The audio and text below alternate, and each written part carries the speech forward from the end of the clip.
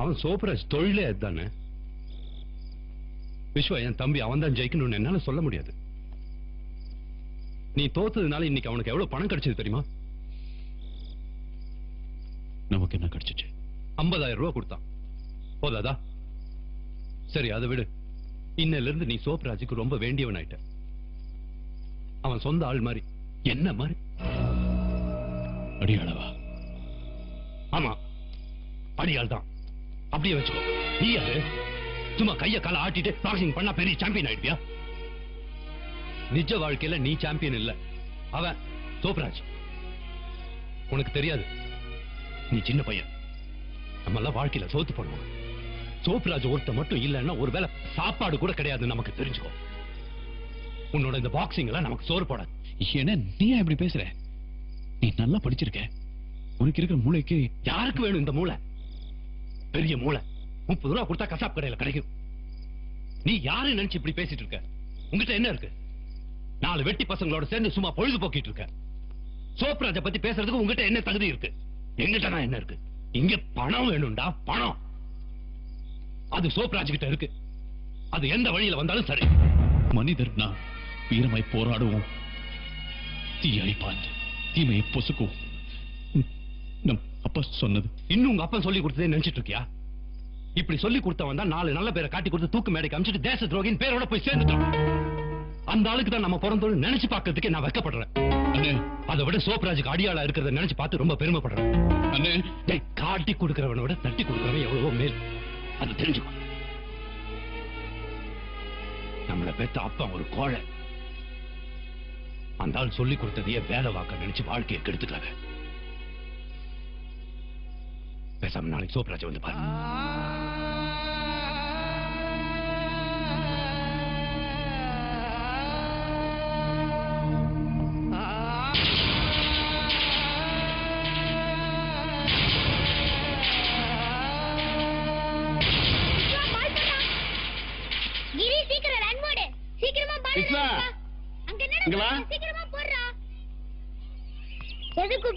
உங்க அப்பாவை தேடி ஒருத்தர் வந்திருக்காரு, அவர் வீடு கூட்டிட்டு போ. யார் அது?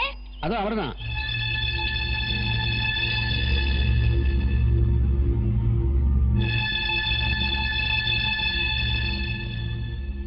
நீங்க எங்க இருந்து வரீங்க? மதுரையில இருந்து.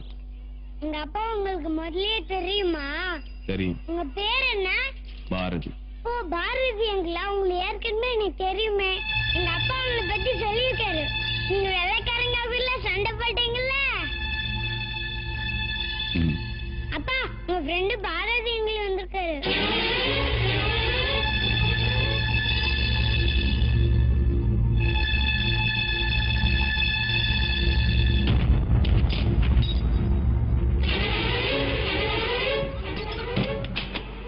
இத்தனை வருஷமா உன்னை தாண்டா தேடிக்கிட்டு இருந்தேன். சத்தியமூர்த்தி, இன்னுமாடா அந்த பேர்ல வாழ்ந்துகிட்டு இருக்க? ஏண்டா, உன்னை அந்த பேரை சொல்லி கூப்பிடும் போது உனக்கு வெக்கமா இல்ல? உன் வீட்டுல இந்த கொடியா? நீ சுதந்திரத்தை கொண்டாடுறியா? இந்த கொடியை பார்க்கும்போது மனசாட்சி குத்தல?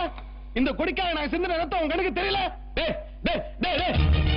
யோகி, குமரன், இம்ரான், ஜான், பொண்ணு ஜெயந்தி எல்லாரும் சுதந்திரத்துக்கு போனா பாவம். அந்த பொண்ணு ஜெயந்தி, அவளுக்கு கல்யாணம் ஆகி தனக்கு பிறக்க போற குழந்தை சுதந்திர காத்தத்தை சுவாசிக்கன்னு சொன்னாலே அந்த சத்தம் காதல கேட்கல. கொண்டுட்டியடா. ஒன்னாவே படுத்து ஒரே தட்டுல சாப்பிட்டமே, அதெல்லாம் மறந்துட்டியடா. உன் சுயநலத்துக்காக, நீ ஒருத்த வாழ்றதுக்காக எல்லாரும் உசுரையும் குடிச்சிட்டியடா, தேச துரோகி. வெள்ளைக்கார என் கையை வெட்டும் போது கூட எனக்கு வலிக்கடா. ஆனா உன் கூட இருந்தவனே உன்னை காட்டி குடுத்தான்னு சொன்னானே, அந்த வலி இன்னும் என் நெஞ்ச விட்டு போலடா. தேசிய கொடிய தூக்குற வேகத்திலே தேக வேக்கும்டா. அந்த கொடிய உன் வீட்டுல குத்தி வச்சிருக்கடா மானங்கட்ட நாயே.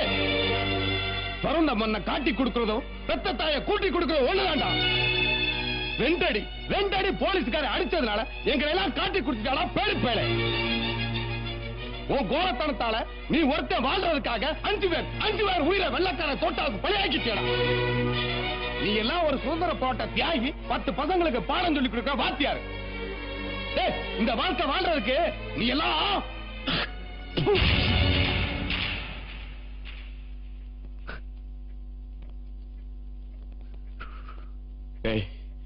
உன்ன மாதிரி உன் பிள்ளைகளையும் வளர்த்துறாத. நாளைக்கு நல்லவங்க யாரும் செத்து போயிடக்கூடாது.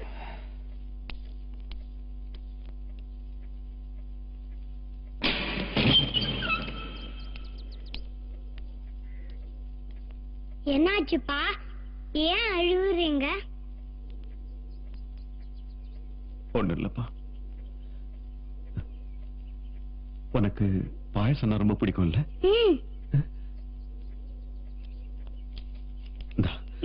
போய் சக்கரம் வாங்கிட்டு வா.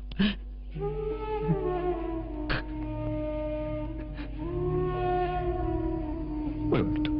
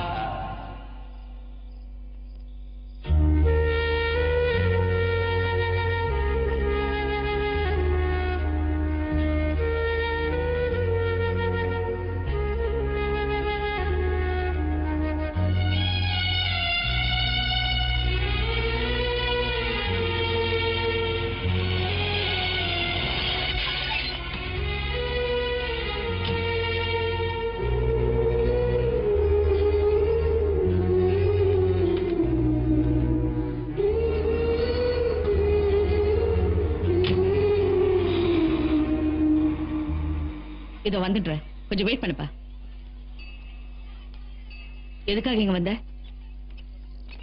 அந்த சோப்ராஜ் அப்பாவி ஜனங்க கிட்ட மாமூலுங்கிற பேர்ல பணம் பறிச்சிட்டு இருந்தா. இப்ப அவங்க வாழ்ற இடத்தையே அனுபவிக்கணும்னு சட்டத்தை சம்மதிக்க வச்சுட்டா. அவனை யாரு என்ன பண்ண முடியும்? இல்ல மேடம், இனிமே அது நடக்காது. நான் சோப்ராஜ்க்கு எதிராக கோர்ட்ல சாட்சி சொல்ல போறேன். அவனுக்கும் அவன் ஆளுங்களுக்கும் தண்டனை வாங்கி கொடுக்க போறேன். அப்போ உங்க அண்ணனை பத்தியும் சொல்லுவேன். சொல்றேன் மேடம். விக்ரம் கொலைய பத்தி எல்லா விஷயமும் சொல்ல வேண்டிய வரும் விஸ்வா. விக்ரம் என் நண்பன். அவன் கொலை பத்தி உண்மை எல்லாத்தையும் எல்லாரும் முன்னாடியே சொல்ல போறேன். அதுக்காக என் அண்ணனுக்கு என்ன தண்டனை கிடைச்சாலும் சரி. விக்ரம் என்னால பண்ணணும்னு நினைச்சானோ அதெல்லாம் இனிமே நான் செய்ய போறேன். நீ இப்ப நடந்துக்கிறது பார்த்தா எவ்வளவு சந்தோஷமா இருக்கு தெரியுமா? உனக்குள்ள ஒரு நல்லவன் இருக்கா. அது நீ இப்பதான் உணர்ந்திருக்க. அது எனக்கு ரொம்ப பிடிச்சிருக்கு. யார் என்ன உண்மை சொன்னாலும், யாருக்கு என்ன தண்டனை கிடைச்சாலும், செத்து போன எங்க அண்ணன் எனக்கு திரும்பியா கிடைக்க போறாரு? எல்லாம் முடிச்சதுக்கு அப்புறம் ஆரம்பிக்க ஆசைப்படுறதுல யாருக்கு என்ன லாபம்? விஸ்வாக்கு விஷயம் தெரியாம இது நடந்து போச்சு. அவன் மேல எந்த தப்பும் இல்ல. அவங்க விக்ரம் கிட்ட ஏதோ பேசணும்னு கூட்டிட்டு போயிருக்கான். அவங்க கொல்ல போறாங்கிற விஷயம் அவனுக்கு தெரியாது. அவன் இடத்துல நீ இருந்தாலும் இதுதான் பண்ணிருப்ப. அவன் கோர்ட்டுக்கு வரப்போறது அவன் மனசாட்சிக்கு மட்டும் இல்ல, உனக்காக.